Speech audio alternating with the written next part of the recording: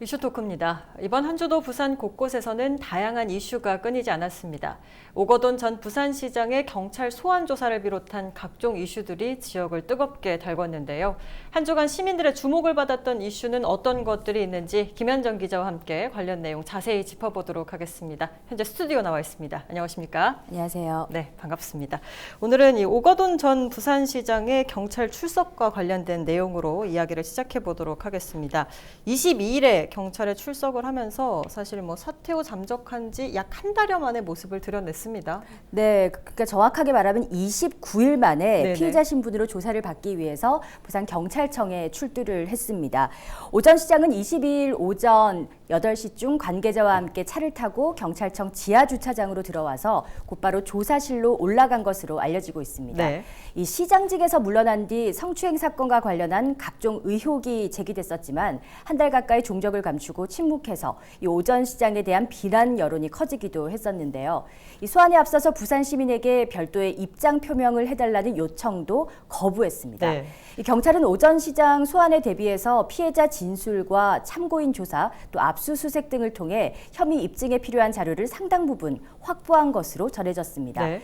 또 이번 소환을 앞두고 성추행 사건을 수습하는 데 핵심적인 역할을 한 오전 시장의 정무라인 관계자를 소환해 조사했습니다. 이 성추행 피해자는 최근 경찰과의 피해 진술 조사에서 오전 시장의 엄벌을 촉구한 상태인데요. 네. 이번 소환을 통해서 오전 시장을 상대로 업무상 위력 등에 의한 추행 혐의와 함께 이 사퇴 과정에서 불거진 직권남용과 공직선거법 위반 혐의 등이 조사 대상입니다. 네. 이 경찰은 오전 시장을 상대로 구체적인 혐의 내용을 조사한 뒤에 신병 처리 수위를 결정할 방침입니다. 또 지난해 오전 시장의 또 다른 성폭력 사건과 정무라인의 사건 무마 시도, 또 부산 성폭력 3당소의 피해자 인적사항 비밀 준수 의무 위반 의혹 등도 있는데요. 시민단체 고발 사건까지 함께 수사할 방침입니다. 네, 제대로 된 조사가 반드시 필요해 보입니다. 부산시 차원에서는 이와 관련해서 앞으로는 이런 일이 더 이상 일어나면 안 되겠다 하는 차원에서 특별 대책을 또 마련을 했습니다. 구체적으로 어떤 내용들이 담겨 있는지도 좀 짚어주시죠. 네, 바로 21일이었는데요. 변성환 부산시장 권한대행이 기자회견을 열고 부산시 성인지력 향상 특별 대책을 발표를 했습니다. 네. 먼저 부산시장 직속 감사위원회에 성희롱과 성폭력 근절 추진단을 두기로 했습니다. 부산시와 16개 구군 그리고 35개 공공기관에 성희롱 성폭력 사건 조사와 피해자 사후관리와 예방책 마련을 지휘하는 전담 기구인 셈인데요. 네. 가해자에게는 더 무거운 징계를 또 내릴 방침입니다. 성추행, 성폭력을 저질렀을 때 이 피해자가 미성년자와 장애인인 경우에는 현 기준은 최소 정직, 최대 파면에서 최소 강등, 최대 파면할 계획입니다. 네네. 또 성희롱을 저지른 경우에는 현 기준은 최소 견책, 최대 파면에서 최소 감봉, 최대 파면으로 강도가 높아졌습니다. 네네. 또 성추행, 성폭력 사건이 발생하면 피해자 중심으로 이 사건 처리를 하기로 했는데요. 조직 내 성희롱, 성폭력 피해자가 퇴직할 때까지 가해자와 같은 공간이나 관련 업무에 배정되지 않도록 분리하고요. 네. 또 가해자는 전보와 직무배제를 통해서 피해자와 즉시 분리하고 이 사안의 중대성에 따라서 가해자의 직위를 먼저 해제할 방침입니다. 또 조직보고 체계상 가해자의 바로 위 직급인 직근 상급자의 성과 연봉도 삭감하고요. 네. 또 성인권 특별 교육을 실시할 방침입니다. 사건 종결 이후 2년간은 또 피해자가 업무에 잘 적응하는지 모니터링도 실시할 계획이라고 합니다. 또 임직원의 성인지 감수성을 높이기 위한 조처도 마련됐는데요.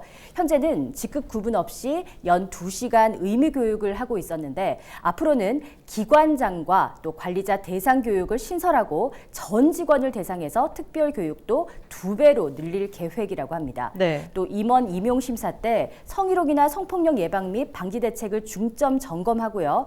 또 임용 시 성희롱과 성폭력 금지 의무 준수 서약서를 받고 또 경영 평가 또한 성희롱 성폭력 방지 조처 항목을 추가할 방침입니다. 네. 또 공직사회 내 성평등 확산 대책도 내놨습니다. 이 부산시 5급 이상 여성관리직 비율이 현재 26.9%로 전국 지자체 중에서 가장 높은 편이긴 한데요. 네네. 또 이를 꾸준히 늘리고 공기업 임원과 관리직 중 여성 비율도 확대해 나갈 방침입니다.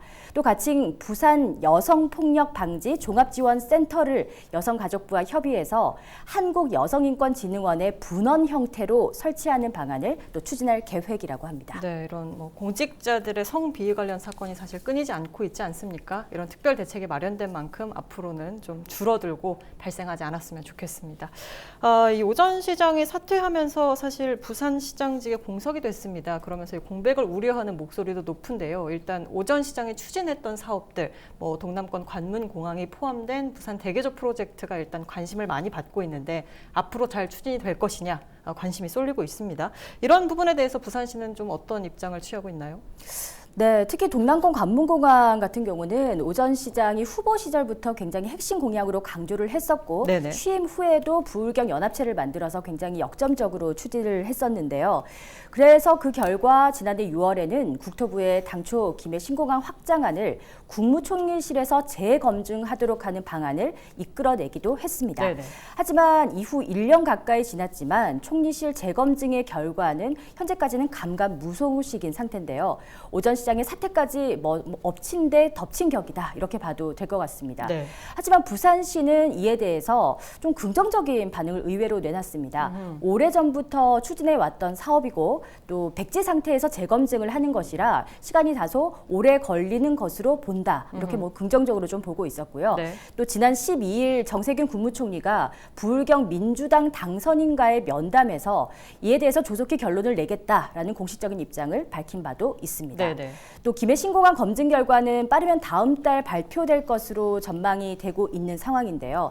하지만 이 정치적 논리에 휘둘릴 것이냐, 또 지역 균형 발전론으로 볼 것이냐, 이 두 가지 논리를 놓고 정말 결과가 기추가 주목되고 있는 상황입니다. 네, 결과를 많은 곳에서 주목을 하고 있는데 뭐 다음 달쯤에 결과가 나온다고 예정은 되어 있었으니까요.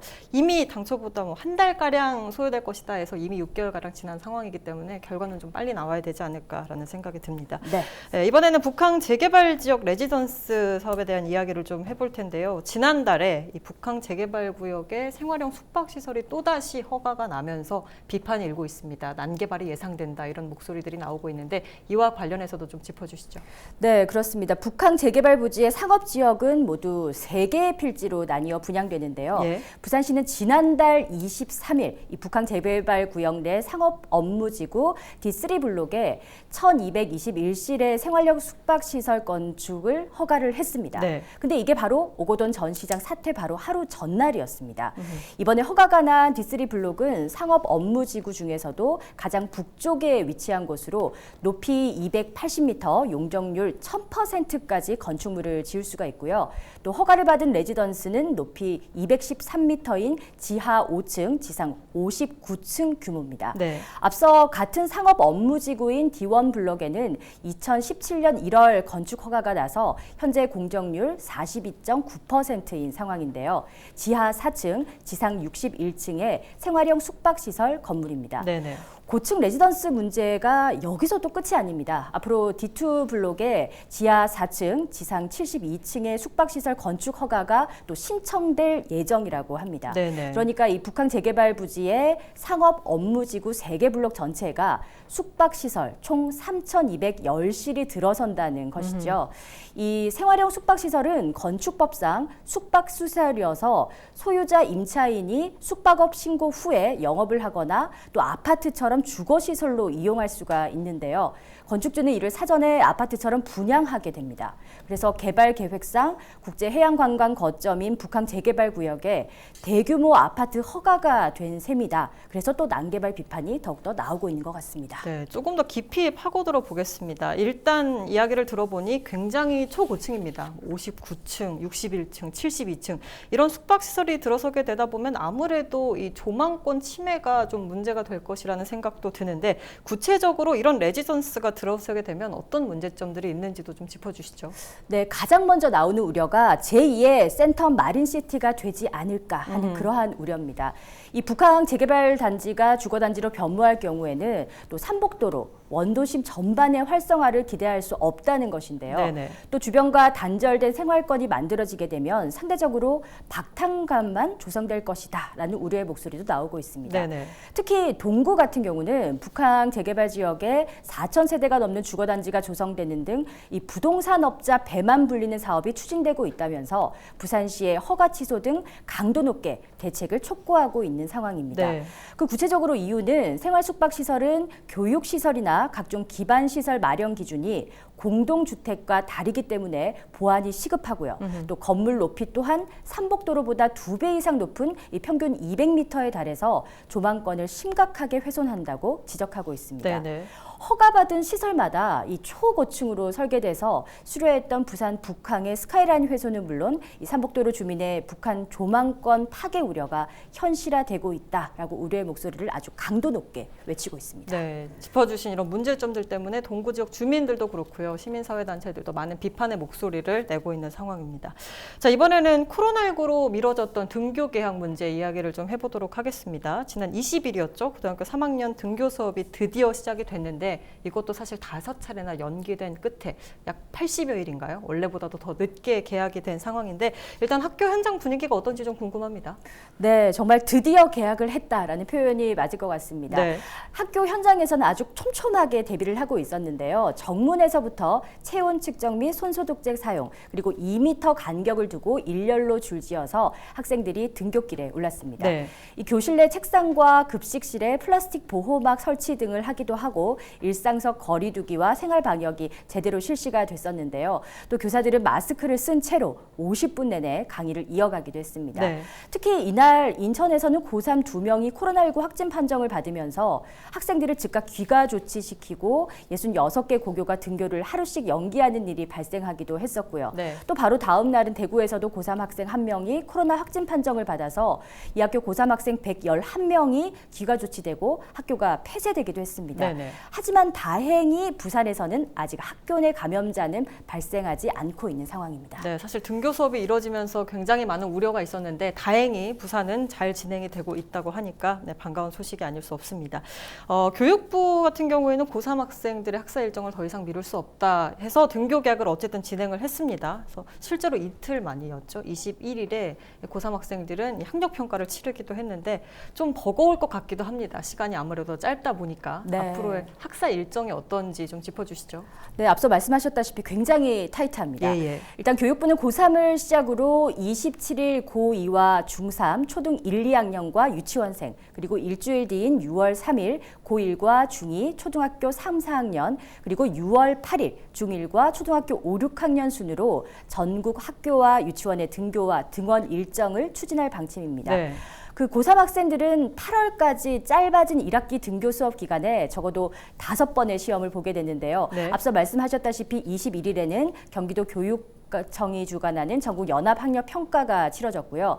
이어서 또 5월 말에서 6월 중순에는 중간고사, 6월 18일에는 한국교육과정평가원의 전국 연합학력 평가, 또 7월 22일에는 인천시 교육청 주관 전국 연합학력 평가, 또 7월 말에서 8월 초에는 기말고사 등이 아주 빽빽하게 이어질 계획입니다. 네, 학교 현장에서 사실 학생들이 부담스러워하는 부분 중 하나가 이 시험이 아닐까 싶은데 아무래도 네. 등교가 늦춰지면서 학생들이 정말 빡빡하게 시험 일정을 치러내야 되는군요. 네, 그렇습니다. 이 중간고사의 경우에 학교마다 차이가 있지만 부산에서는 대체로 6월 둘째 주 또는 셋째 주에 치러질 전망인데요. 네네. 고3들은 일찍 등교시키려 했던 이유 중 하나도 중간고사를 지필고사로 치르기 위해서였습니다.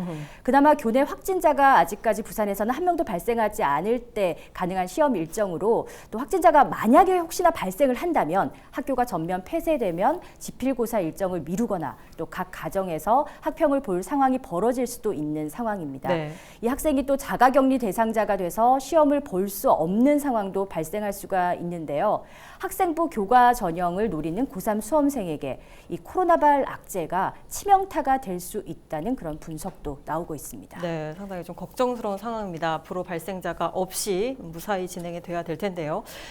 그렇다면 이 학사 일정을 사실 소화하는 것도 중요하긴 합니다만 앞으로 또 집단 감염이 다시 발생하지 않으려면 관리가 좀 제대로 돼야 지켜봐야 될 것 같습니다. 방역 당국이나 교육청에서는 어떻게 좀 대응을 하고 있습니까? 네, 아주 만발의 준비를 하고 있습니다. 부산시 교육청은 지난 18일 학생 및 교직원의 안전을 위해서 학사 운영과 교육과정, 그리고 보건교육, 예산지원, 교원 복무 등 이 수업 대비 5개 영역의 세부 지침을 마련해서 초중고등 각급 학교에 안내를 했습니다. 네네. 이 학사 운영 영역에서는 학생 밀집도를 최소화하기 위해서 학생 수 1000명 이상인 과대학교 30곳은 학년별 20분 이상 시차 등교를 실시를 하고요. 또 학생 수와 학교 공간을 고려해서 학년별, 학급별, 요일별로 원격 수업과 등교 수업을 병행해서 실시한다는 계획입니다. 네. 단 고3과 중3은 매일 등교를 원칙으로 하고 있습니다. 네. 그리고 부산시 교육청은 고3을 시작으로 순차적 등교 수업이 시작되면서 방역과 발열 검사 업무가 늘어나서 학교 현장의 업무 과부하를 해소하기 위해서 인력도 지원할 방침인데요. 네네. 인력 지원은 25일부터 상황이 안정될 때까지 유치원과 초중고 특수학교를 대상으로 이뤄지고요. 유치원은 원별 1명, 초중고 특수학교는 학교별 5명 이내로 인력을 채용할 수가 있습니다. 네. 이 학교에 지원된 인력은 등교하는 학생 발열 검사를 하고요. 교내 일상 소독과 급식실 방역을 하는 등 이 코로나19 예방 활동을 실시하게 됩니다.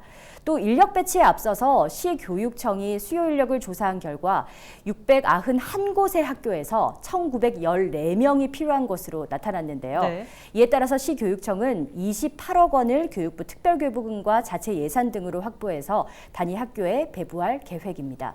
또한 방역당국은 교육기관과 보건소 간에 한 라인을 구성해서 혹시나 있을 상황에 신속하게 대응한다는 계획인데요. 네네. 교사들의 인터뷰를 들어보니 좀 어렵다라는 이야기들을 많이 했는데 부산시 교육청에서 이렇게 인력을 지원한다고 하니까 그 부분이 조금 해소되지 않을까 하는 생각이 듭니다. 이렇게 어쨌든 학생들의 등교가 시행이 되면서 좀 지역사회 감염 우려도 또다시 나오고 있습니다. 현재 부산시 상황은 좀 어떤가요? 네, 가장 최근의 핫 이슈가 이태원 클럽발 그 집단 감염자였는데요. 이태원과 관련있는 부산 거주자는 497명이 모두 보건당국 관리에서 현재는 해제된 상태입니다. 네네. 부산에서 이태원 일대를 방문해서 코로나19 검사를 받은 사람은 468명으로 이 중 확진자 2명을 뺀 466명은 음성 판정을 받았는데요. 또 이태원 일대 방문자와 접촉한 31명도 모두 보건당국 관리에서 해제가 됐습니다. 네. 부산시에서는 이태원 일대 방문자 중에 확진자 2명 외에 추가 감염자는 생기지 않아서 부산은 비교적 안전하다 말할 수 있지만 네네. 서울, 경기, 인천에서 추가 환자가 계속해서 발생하고 있고 관련 접촉자가 보고도 되고 있어서 부산에서도 접촉자와 자가격리자 관리를 더욱 철저하게 하겠다고 밝힌 바 있습니다. 네네. 또 부산시도 학생들이 자주 찾는 노래 연습장, PC방 등에 대해서 매일 방역 소독과 출입자 명부 작성 등 방역 수칙을 지킬 것을 권고하고 시군 경찰이 현장 점검을 지속적으로 또 실시하고 있습니다. 일각에서는 뭐 부산 지역도 아까 말씀해 주셨지만 어쨌든 확진자가 좀 늘고 있지는 않은 상황이어서 생각했을 땐 좀 괜찮지 않을까 하면서 이전 생활 방역이 좀 해이해지는 게 아니냐 이런 우려의 목소리도 나오고 있는 상황인데요. 부산시는 이에 대해서도 또 대응을 하고 있다고요? 네, 더욱더 촘촘하게 관리하겠다는 입장입니다. 네. 부산시는 21일 이 생활 속 거리두기의 자율적 참여 수준을 한 단계 끌어올리기 위해서 26일까지 계도 기간을 거쳐서 27일부터는 이 버스 승객의 마스크 착용 의무화를 시행했습니다. 27일부터 그러니까 마스크를 쓰지 않으면 부산 시내 버스를 탈 수 없습니다. 네. 이번 조처는 이 초중 고등학생의 단계적 등교에 따른 것인데요. 모든 학생이 정상 등교하면 이 버스 과밀 현상으로 코로나19 감염 가능성이 커져서 마스크 의무 착용이 필요하다는 이유입니다. 네. 하지만 마스크를 쓰지 않은 승객이 버스 기사의 제지를 뿌리치고 이 탑승을 하더라도 특별히 제재할 방법은 없다고 하는데요. 이 감염병의 예방 및 관리에 관한 법률에 따라서 부산시장이 마스크 의무 착용 행정명령을 내리고 이를 위반하면 고발할 수는 있지만 네. 부산시는 이를 아직 검토하지는 않고 있습니다. 네네. 앞서 부산시는 코로나19 감염병 확산 방지와 또 시민 불안 해소를 위해서 운전기사 마스크 의무 착용, 버스의 손소독제 비치, 또 버스 세척과 방역, 에어컨 가동 때 창문 열어서 환기 등을 조처한 바가 있습니다. 네. 부산시는 이태원 클럽 확진자가 크게 늘자 지난 12일 이 클럽과 감성주점, 콜라텍 등 코로나19 집단 감염 고위험 시설 71곳에 대해서 2주간 집합금지 행정명령을 내린 상태인데요. 이 금지 명령 기간이 5월 26일 12시까지입니다. 네네. 이 행정명령 준수 여부에 대해서 철저히 특별 단속을 할 것이고 또 행정명령을 준수하지 않는 시설에 대해서는 즉시 고발 조치할 방침입니다. 네, 아무래도 이런 행정적인 조치도 중요하겠지만 시민들 스스로 또 다시 감염이 되지 않으려면 집단 감염이 발생하지 않으려면 나부터 계속 마스크를 착용하고 또 개인 위생 수칙을 지켜야 되는 그런 인식들이 필요하지 않나라는 맞습니다. 생각이 듭니다. 네. 네, 오늘 말씀 여기까지 들을 거고요. 한 주 동안 부산에서 있었던 이슈에 대해서 김현정 기자와 함께 짚어봤습니다. 이슈 토크 오늘은 여기서 마칩니다. 고맙습니다.